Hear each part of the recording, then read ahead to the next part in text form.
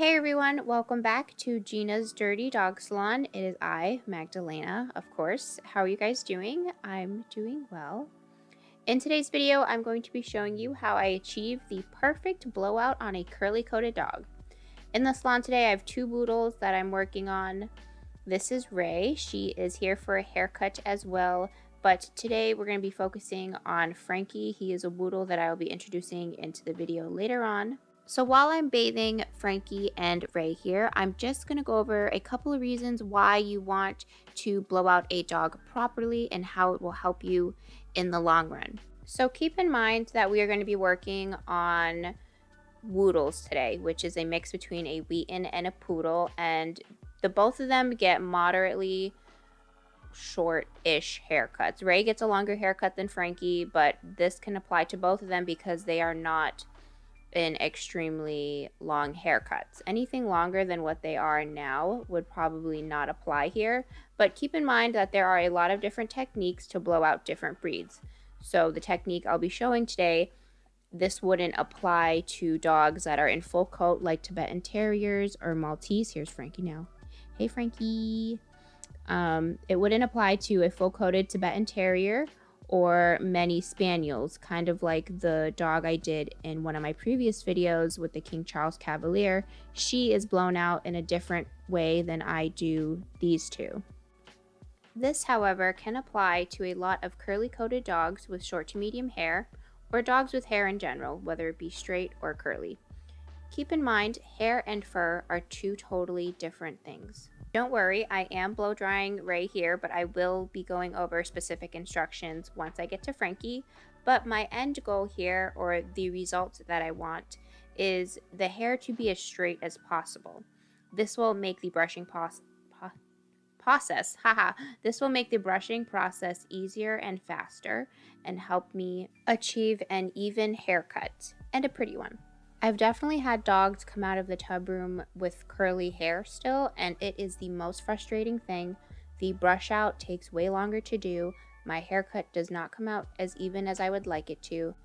So if what all I'm saying applies to you right now, it could be the way you are blow drying your dogs. It may not be coming out as good as it can, and the foundation to a beautiful haircut starts with the bath and the blow dry. Alright, so before we get started, I'm just going to go over the blow dryers really quick. We have 4 of them. We have 2 force dryers. One of them is stronger than the other. I will be using the stronger one on Frankie's body and the not so strong one on his head because dogs don't really appreciate it when you use a very strong dryer on their head.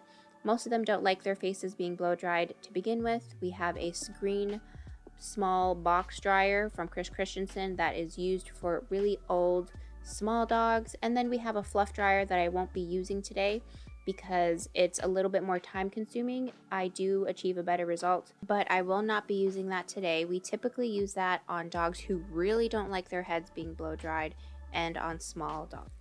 Typically, I will use a smaller towel to catch the water that flies off of a dog while I'm blow drying, just to save on time and just to prevent water from spraying everywhere. So here we go. I always start with the back feet. Dogs are usually not so aware of their back feet, and it's also a great place to start anywhere in any situation while you're doing nails, the bath, brushing, anything really, because if it turns out that they don't like being worked on for that particular thing, you have a moment to back away. So as you can see, I'm starting with the back leg or foot, and I come in really close with the dryer, and the goal right now at this very moment is to get the skin dry. If I start with the dryer too far back, it will dry, it being the hair, will dry at a slower rate, and as I'm doing this, the leg and other parts of the body are drying as we speak, so it is key to move as quickly as possible because Frankie's natural hair pattern is curly, and that is not what we want. So starting from the skin and working my way out to the surface of his coat, I guess you can say, will help me to get his hair as straight as possible. Take note that I am starting with just one part of his body first because if I skip around and leave this leg, let's say 30% dry, and move on to the front leg, the leg that I started with is drying in this not straight but still kind of curly texture, and that's not what we want. So I usually will get one part of the body either 80 to 90% dry, and then I can move on to the next body part or limb.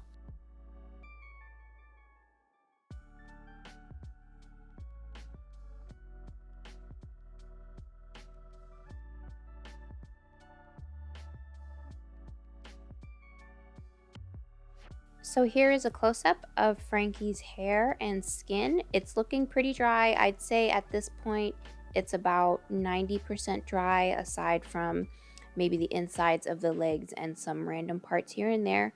But for the most part, his hair is pretty straight. It still has that kind of kink to it, but the brush out and conditioning spray will help me with that later on, and it'll be perfect.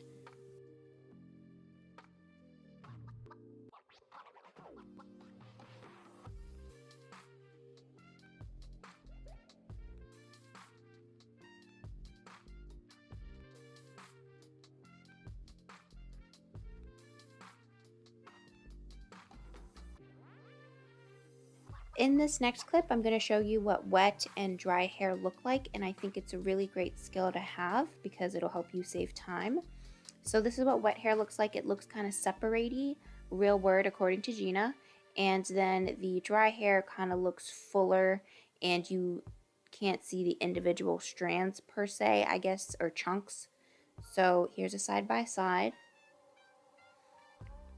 And this is really something good to know because, like I said, it'll help you blow dry a dog faster, so you don't have to keep putting the dryer down or using your other hand to feel over the hair consistently. You can just keep moving forward, especially if you're using a towel. You won't have to put the towel down and feel the hair. You'll kind of just be able to see if that particular spot is dry or not, and then just move on to the next thing. Alright, so since Frankie's right side is about 90% dry, I just turned him over, and he's a little freaked out by the water bottle because it's kind of weird. It's fine. So just spraying down and saturating his left side with just plain old water, just because the whole time I was drying the other side, his right side, this side has been air drying in its natural curl pattern, and that is something we are trying to avoid here. I think it took me about 15, possibly 20 minutes to blow dry one side of him. He's a big dog and his coat is thick, so spraying him down with a little bit of water or a lot of water before proceeding helps a lot with getting the hair as straight as possible. So just for good measure, I'm just going to let you guys watch this close-up of me blow drying the rest of Frankie's leg here, and then we'll proceed on to the head and the tail.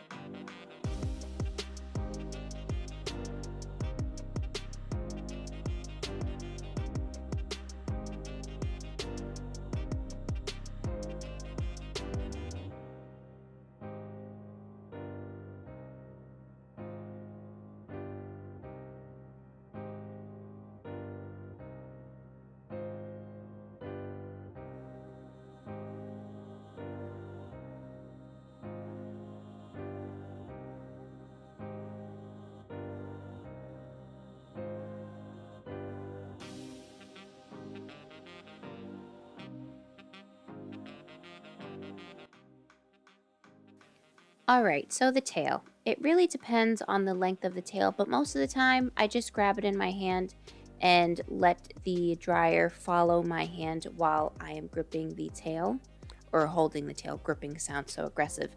While I'm holding the tail, and I will hold the dryer a little bit further back because since the tail is normally longer than the body, if you hold the dryer too close, the tail will tangle up and it will create more work for you later.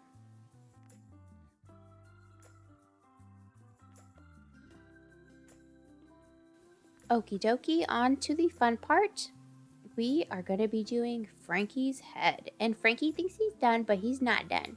Not yet, buddy. You're doing so well. He is such a good dog. You know, for the amount of hair that he has, he is so crazy patient. I really have grown to love Wheatons and Woodles. And they really have such a great personality once you really get to know them and understand how to work with them. They're really just giant babies, and it's adorable. So anyway, doing the head, it really is a game of patience as a person and a dog groomer, not for the dog, but from you, the groomer. I am using the not so strong dryer on Frankie's head, and I'm just kind of trying to figure out what works for Frankie. Sometimes I'll remember what works for each dog, and sometimes I just kind of have to play around with what they like and what they don't like. I am holding the dryer further back because I do not want to get it directly in the eyes or in the ears. And I'm rubbing his head just then, just to kind of help separate the hair and get the air in places that I need it to get into, if that makes sense. But yeah, and it's also just me trying to comfort him because a lot of dogs really don't care for this part because they don't like it when the air goes into their ears. So they don't prefer it. So it's really a game of patience here. And I think Frankie and I spent about 10 minutes kind of just going back and forth with this. And yeah, you really can't force a dog through this. I mean, like physically, you can't, really manhandle them through this process because you can hurt the dog. They can hurt you because dogs do bite. That is something they do. You could traumatize the dog.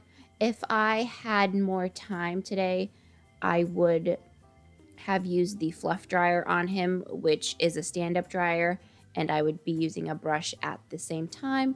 But Frankie has seemed to calm down after a little bit of, kind of like, I really hate this. So usually dogs will calm down after a little bit. And again, it's really just a game of patience, and I'll just fast forward the rest of this part.